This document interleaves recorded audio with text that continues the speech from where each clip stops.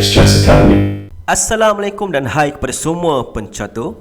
Baik, dalam video kali ini saya nak tunjukkan kepada korang semua satu game yang saya rasa perlu dilihat oleh semua penggemar catur tanah air. Sebab apa? Sebab dalam game ni ada taktik yang sangat-sangat cantik. Baik, game ni dimainkan dan dimenangi oleh seorang pencatur muda dari Rusia, iaitu GM Daniel Dubov. Untuk yang belum mengetahui, Daniel Dubov ni merupakan seorang pencatur yang orang kata sangat-sangat kreatif. Sebab apa? Sebab setiap kali dia main, setiap kali dia buat gerakan dia yang agresif tu sangat cantik. Dan game-game dia memang orang kata sangat berseni lah. Sebab itulah dia sering dikaitkan, disamakan gaya permainannya dengan seorang pemain catur legenda pada masa dahulu, iaitu GM Mikhail Tal. Okey, jadi kita nak tengok apakah game menarik yang ditunjukkan oleh Daniel Dubov. Baik, kat sini lawan kepada Dubov ialah seorang GM muda dari India, iaitu GM Nihal Sarin, juga merupakan seorang pemain yang sedang meningkat naik sekarang ni, terkenal dengan kelajuannya bermain catur. Jadi kita nak tengok apakah dan bagaimanakah beliau dikalahkan. Okey, ini merupakan game yang diambil pada pusingan ke-6 di kejohanan World Rapid Chess Championship yang baru sahaja melabuhkan tirainya pada minggu lepas. Kat sini kita ada putih yang dimainkan oleh GM Daniel Dubov dari Rusia, menentang hitam yang dimainkan oleh GM Nihal Sarin dari India. Baik, permainan dimulakan dengan D4, dibalas dengan D5, seterusnya C4. Kita ada Queen's Gambit daripada Dubov. Dan kat sini Nihal memilih untuk pawn memakan pawn C4, memilih untuk memainkan variasi Queen's Gambit accepted, diterima. Seterusnya kita ada Knight F3, Knight F6, E3, E6, Bishop makan pawn di C4, C5, dan seterusnya putih memilih untuk membuat castling 0-0. Permainan diteruskan dengan pawn ke A6, Queen E2, pawn maju ke B5 menyerang Bishop. Jadi Bishop melarikan diri ke D3. Dan kat sini kita ada pertukaran pawn sekali lagi dengan pawn C makan pawn D4. Baik, kat sini satu gerakan yang biasa dimainkan dan ramai dimainkan ialah dengan pawn E makan pawn D4. Tapi kat sini selepas gerakan pawn makan pawn di D4, Dubov memilih untuk memainkan satu variasi yang jarang ditemui dengan gerakan pawn ke A4. Baik, kat sini Nihal menyambung game ni dengan pawn B makan pawn A4. Kita ada rook makan pawn A4. Dan dalam posisi ini Nihal juga boleh menjadi tamak. Maksudnya dia boleh mengutip pawn dengan pawn D makan pawn E3. Dan selepas Bishop makan pawn E3, kita dapat tengok hitam kat sini mempunyai kelebihan satu pawn. Walaupun dia punya piece masih lagi lambat untuk keluar dan develop, tapi buat masa sekarang tidak menjadi masalah yang besar, sebab putih pun tidak mempunyai serangan yang ganas. Jadi tak ada masalah untuk dia menjadi tamak. Tapi kat sini selepas rook makan pawn A4, Nihal kata dia tak nak jadi tamak, dia nak utamakan keselamatan dia dan keluarkan buah dia. Jadi dia gerakkan Bishop ke E7. Dan Dubov kata, okey, kalau kau tak nak makan, aku makanlah. Jadi dia mainkan rook makan pawn D4 sambil menyerang Queen. Queen melarikan diri ke B6. Kita ada Knight B keluar ke D2. Seterusnya Knight C6 menyerang rook. Dan kat sini Dubov melarikan rooknya pergi ke H4. Baik, kalau kita tengok kat sini, kedudukan rook tu semestinya terletak di sasaran Bishop kat sini. Namun kat sini Nihal tidak ada lompatan Knight yang bagus. Knight di F6 ni tak tahu nak melompat ke tempat mana, sebab tak ada lompatan yang bagus untuk membuat gerakan ataupun taktik discover attack menyerang rook. Jadi tak ada masalah sebenarnya untuk letakkan rooknya di H4. Nampak macam bahaya tapi tidak. Okey, baik, kita teruskan. Kat sini Nihal menggerakkan Bishopnya ke B7 di tempat ataupun diagonal yang cantik kat situ. Kita ada Knight C4 menyerang Queen. Jadi Queen lari ke C7. Seterusnya bishop D2 dengan idea untuk meletakkan bishopnya di C3 dan seterusnya membuat serangan ke arah king side kat sini. Baik, kat sini Nihal membuat castling 0-0 dan bishop C3 dimainkan macam yang saya cakap sebentar tadi. Kalau kita tengok kat sini, kita ada dua bishop yang memanah ke arah king ditambah pula dengan rook yang berada di H4. Nampak sangat bahaya kat situ. Dan kat sini sebenarnya terdapat satu ancaman yang ingin dilakukan oleh Dubov. Kita dapat tengok bishop putih dan juga rook ni sedang bekerjasama untuk makan pawn di H7, tapi ada pengawal ataupun defender di F6.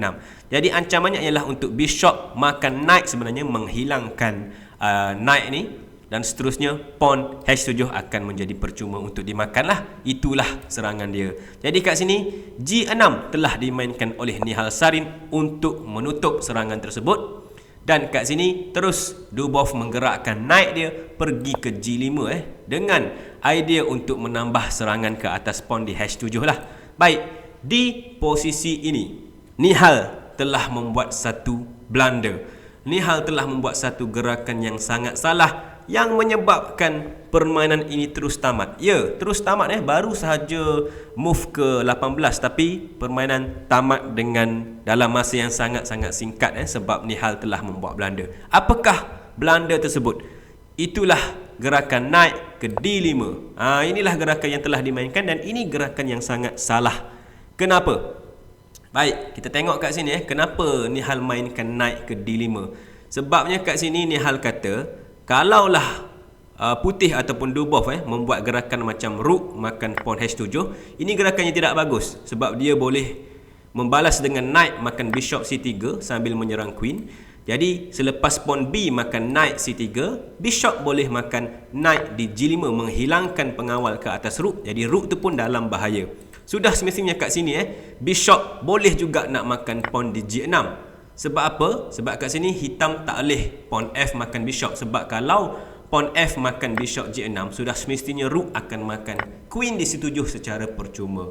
Jadi pawn tak boleh nak makan bishop. Tapi selepas bishop makan pawn G6 kat sini, Nihal ataupun hitam boleh mainkan gerakan biasa macam knight pergi ke E7 menambah serangan ke atas bishop, mengancam untuk makan bishop tu.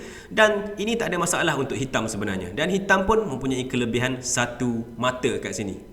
Okey, jadi mungkin game ataupun permainan ini akan dimenangi oleh Nihal lah. Tapi kat sini selepas knight pergi ke D5, sebenarnya terdapat satu gerakan yang sangat bagus yang telah dibuat oleh Daniel Dubov yang mengejutkan ramai peminat catur di dunia ini.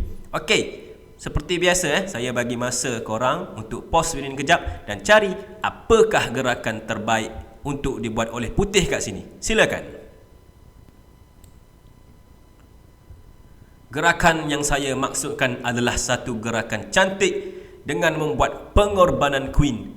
Dengan queen pergi ke H5. Wow, ini satu gerakan yang bagus yang mengejutkan. Baik, sebenarnya okey, saya kembali satu langkah ke belakang.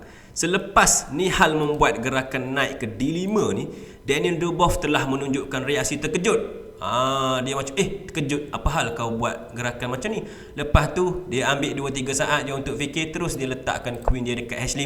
Dan kali ini selepas queen datang H5, Nihal Sarin pula yang terkejut.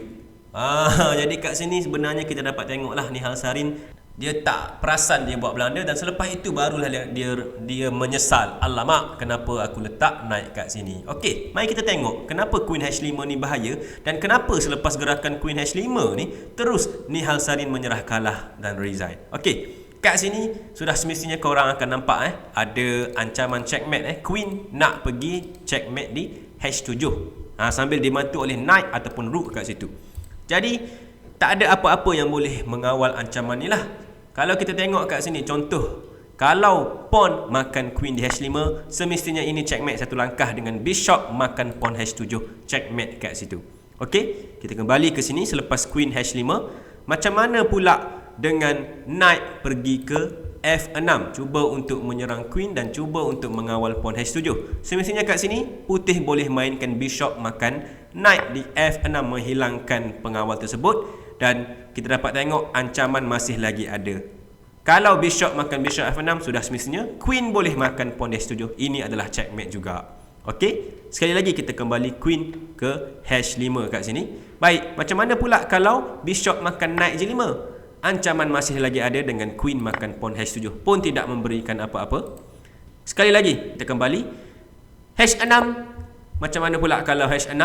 Sudah semestinya queen makan sahaja pawn H6, dan sekali lagi ancaman ada dan pun tidak dapat dihalang oleh siapa-siapalah. Dapat dua kat sini, queen H7 pun boleh, queen H8 pun boleh. Terlalu banyak ancaman. Sebab itulah selepas queen H5 tak ada apa-apa yang boleh diselamatkan oleh hitam, oleh Nihal Sarin kat sini, dan dia terus resign dan menyerah kalah.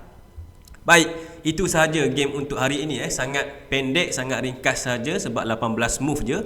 Jadi saya nak tutup dengan satu quiz. Siapa-siapa yang boleh jawab kat sini, apakah nama checkmate yang sedang dibuat oleh Dubov kat sini? Untuk siapa-siapa yang tahu, boleh letakkan komen anda ataupun jawapan anda di ruangan komen dekat bawah. Baik, itu sahaja daripada saya. Terima kasih kerana menonton. Selamat bercatur. Assalamualaikum. Bye-bye.